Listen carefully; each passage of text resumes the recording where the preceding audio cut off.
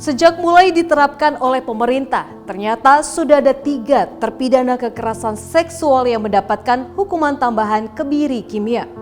Selain kasus di Lampung, ada juga kasus kekerasan yang cukup menggemparkan, yaitu di Surabaya dan Mojokerto, Jawa Timur.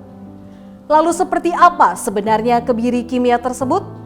Berikut ulasannya.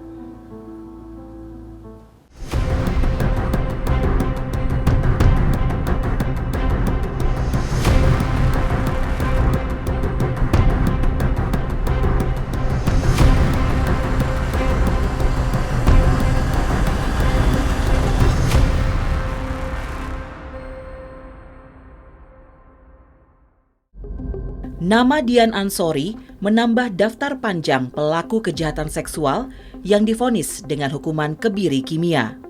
Putusan itu diberikan oleh Ketua Majelis Hakim Pengadilan Negeri Sukadana, Eti Purwaningsih, pada 9 Februari 2021 lalu. Selain Dian Ansori, pelaku yang mendapatkan hukuman tambahan berupa kebiri kimia adalah Rahmat Santoso Slamet alias RSS. Sehari-hari, pria asal Surabaya ini berprofesi sebagai guru pembina pramuka di 6 sekolah menengah pertama dan 1 sekolah dasar. Aksi bejat Rahmat terendus setelah salah seorang korban melaporkan Rahmat ke orang tuanya. Mengetahui anaknya menjadi korban pencabulan yang dilakukan guru pramuka, 3 orang tua korban melaporkan ke Polda Jawa Timur. Subdit Remaja, Anak dan Wanita atau Renakta Direktorat Reserse Kriminal Umum Polda Jawa Timur kemudian melakukan penyelidikan dan menangkap Rahmat Santoso Slamet. Setelah penyidik melakukan pengembangan, hasilnya sangat mengejutkan. Korban sang predator seks Rahmat Santoso Slamet ternyata tidak hanya 1 anak, melainkan 15 anak laki-laki yang masih duduk di bangku sekolah menengah pertama. Mirisnya, Rahmat melancarkan aksinya sejak tahun 2015. Dalam melancarkan aksi bejatnya, Rahmat berpura-pura membentuk tim inti pramuka sekolah. Rahmat lalu memilih beberapa siswa yang akan masuk ke dalam tim inti tersebut dan diajak ke rumahnya untuk belajar pramuka bersama. Sesampai di rumahnya itulah, Rahmat melancarkan aksi pencabulan secara bergantian. Ya, di antara siswa-siswa ekstrakurikuler binaannya itu ada kelompok regu yang intinya, yang istilahnya itu kelompok inti dari pramukanya itu yang diundang untuk dapat pembinaan khusus dari si tersangka ini. Nah, disitulah di rumahnya itulah dia melakukan perbuatan cabulnya itu terhadap yang khusus inti-intinya. 18 November 2019 menjadi hari penentuan bagi Rahmat Santoso Slamet. Tepat di hari itu, sidang putusan perkara pencabulan anak di bawah umur digelar di Ruang Garuda Pengadilan Negeri Surabaya. Dalam putusan yang dibacakan Ketua Majelis Hakim Dwi Purwadi menyatakan jika terdakwa, yaitu Rahmat, terbukti secara sah dan meyakinkan melakukan perbuatan cabul terhadap anak-anak didiknya dan melanggar Undang-Undang Perlindungan Anak.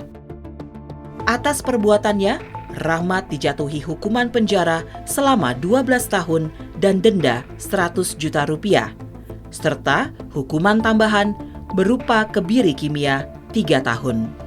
Menyatakan terdakwa Rahmat Santoso Slamet pidana melakukan tipu muslihat atau membujuk anak, melakukan atau membiarkan dilakukan perbuatan cabul yang dilakukan oleh pendidik atau tenaga pendidikan, mempidana pada terdakwa karena itu dengan pidana penjara selama 12 tahun dan denda sebesar 100 juta rupiah dengan ketentuan apabila denda tidak dibayar diganti dengan pidana selama 3 bulan dan ditambah dengan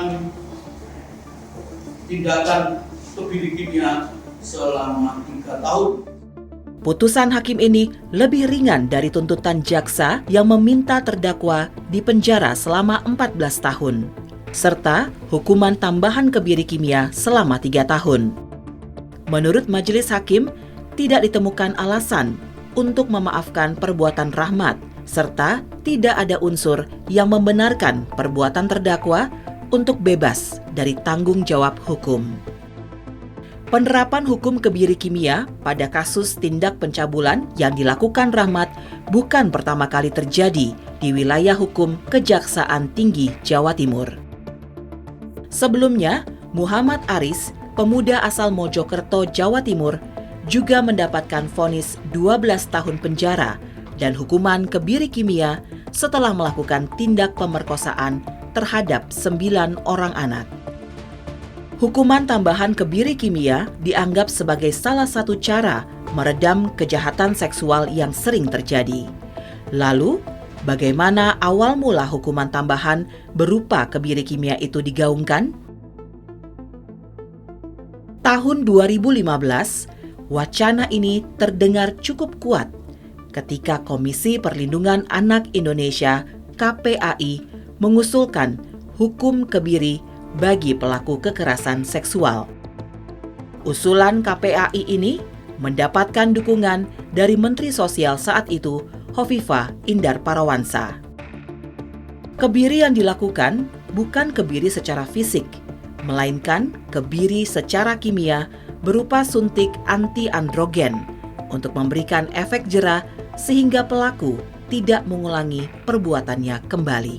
Bahwa itu diputuskan oleh hakim misalnya demikian, maka justru juga ada tadi penilaian klinis dulu begitu. Nah, bagaimana menyadarkan pelaku supaya pelaku sadar, karena kalau kemudian dia nanti sebagai setelah bebas, nah akan menjadi residivis lagi kalau dia mengulangi lagi tindakannya. Nah, supaya tidak kembali lagi harus masuk dalam sel misalnya terjadi pemindahan itu, maka ya dibangun kesadaran, diturunkan libidonya itu.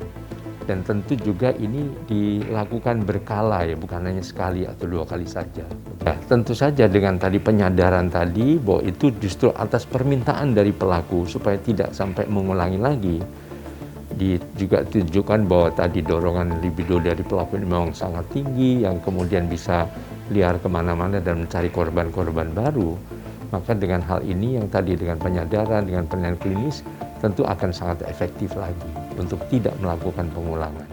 Anti-androgen ini berfungsi melemahkan hormon testosteron yang dapat menurunkan atau bahkan menghilangkan hasrat seksual seseorang. Dengan demikian, mata rantai pelaku kekerasan seksual akan hilang satu persatu. Apalagi penerapan kebiri kimia juga dilakukan di beberapa negara lain seperti Jerman, Perancis, Belgia, Swedia, Ceko, Italia, India, Turki, dan Korea Selatan. Di Indonesia sendiri, penerapan kebiri kimia tanpa harus menciptakan hukum baru tentang kebiri, melainkan mengamandemen Undang-Undang Perlindungan Anak tahun 2002 menjadi Undang-Undang Nomor 17 tahun 2016 yang di dalamnya memuat tentang hukuman kebiri. Prosedur kebiri juga harus sesuai dengan peraturan. Pemerintah tidak boleh menyalahi aturan tersebut. Hukuman kebiri juga baru bisa dilaksanakan paling lama 2 tahun setelah bebas atau menjalani pidana pokok.